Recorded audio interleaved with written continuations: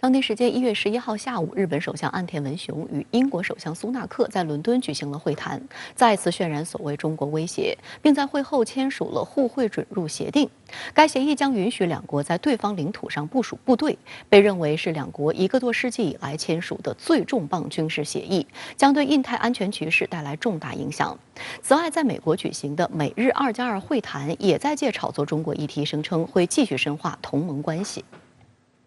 日本共同社报道称，日英签署互惠准入协定，旨在着眼于中国的崛起，深化安保合作，有意在印太地区加强合作。英国方面表示，该协定将确定英国对印太地区安全的承诺，旨在使两国的武装部队能够计划和进行更复杂和更大规模的军事演习和部署。据了解，互惠准入协定是提前规定双方部队赴对方国家时携带武器等手续，使联合训练等往来更顺畅的协定。伦敦国际战略研究所高级研究员格雷厄姆认为，这项协定将使英国更容易带着一艘驱逐舰，或带着一支陆军，或一支皇家海军陆战队，同日本的2栖部队一起训练。这是日本与英国1个多世纪以来签署的最重要的防务协定。英国也成为了第2个与日本签署该协定的国家。第一个是日本定位为准同盟国的澳大利亚。该协议反映英国2020年脱离欧盟后，外交政策向印太地区倾斜。而在此之前，两国政府还缔结了交换机密信息的情报保护协定及物资劳务相互提供协定等。法新社报道称，这既表明英国对印太地区的兴趣越来越大，也显示日本在面对中国时希望多拉拢域外力量。尤其是日本政府宣称，中国对其安全构成所谓前所未有的战略挑战。个人看，这个协定最后能起到的效果，其实主要是政治上的，因为，英国本身的国力摆在这儿，它即使我们说现在日本人说英国可以在他这儿驻军什么的，它能够派过来的驻军，无论是规模还是质量。都是很有限的。近年来，英日一直在不断加强防务合作。2021年，英国海军航母伊丽莎白女王号首次停靠日本，在冲绳西南海域与日美实施了联合训练。去年底，英日还和意大利一道宣布将共同研发下一代战机。除了防务合作以外，两国在上月还启动了一项数字伙伴项目，以加强英日在运维弹性、网络安全和半导体领域的合作。对于英国和日本签署军事协定，中国外交部新闻发言人汪文斌1月11号表示，亚太是和平与发展的高地，不是地缘博弈的竞技场。中国是各国合作的伙伴，不是任何国家的挑战。有关国家开展防务合作，应当有利于增进各国间的相互理解、信任与合作，不应制造假想敌，更不应将集团对抗的旧思维引入到亚太地区。相关话题来连线特约评论员刘和平。刘先生您好。日本与英国签署了一项国防互惠准入协定，允许两国军队在对方领土上进行部署。您觉得此举目的何在？我认为日英两国国防互惠准入协定似乎是一个互惠与双向性的协定，但这只是一个表面上的现象。从本质上面来讲，它其实是一个单向性的协定，也就是要为英军进入日本、进入亚太打开方便之门。这背后的原因众所周知。因为日本完全不存在介入欧洲与大西洋安全事务的必要性，同时美国、英国以及欧盟也不会允许日本介入欧洲与大西洋安全事务。相反，对于英国来说，无论是英国说要介入印太局势与台海局势，还是日本与英国共同呼吁北约要印太化或者是东亚化，他们都面临一个共同的难题，那就是地处大西洋的英国与北约即使有心印太化，有心介入台海局势，也会面临着鞭长莫及，想介入却介入不了的问题。而日本与英国签订互惠准入协定，允许英国军队在日本驻扎，甚至是建立军事基地，实际上就轻易解决了英国介入印太事务与台海局势鞭长莫及的问题。而在我个人看来，早年英国脱欧，2年前英国跟美国、澳大利亚建立美英澳军事同盟，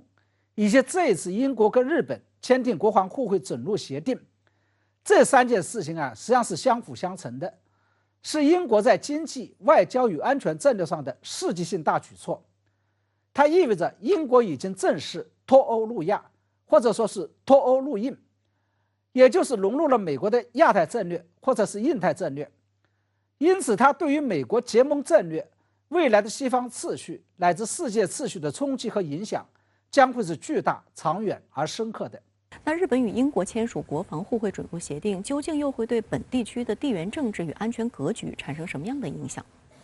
我认为，除了关注日英签署国防互惠准入协定这件事情本身所带来的影响之外，我们更应该关注它所带来的后续影响以及它的连锁反应。首先，我们知道，美国与日本之所以会结成长达70年的军事同盟关系，也是从美日两国签订协定保障美国在日本的驻军权开始的。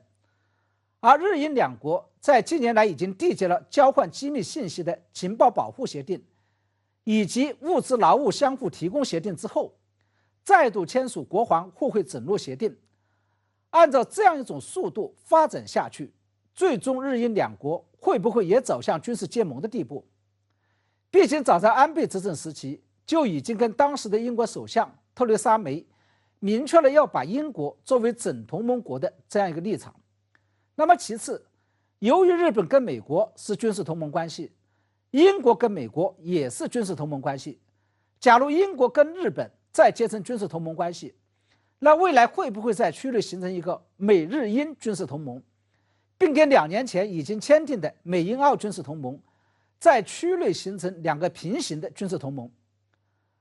那么还有就是，近年来日本与澳大利亚为了共同应对中国，也签订了一个 RIA 协定，只不过它的名称被改为了日澳互惠准入协定。它标志着日本与澳大利亚已经建立了准军事同盟关系。在这种情况下，未来美英澳军事同盟会不会把日本吸收进来，或者美英日军事同盟会不会把澳大利亚吸收进来，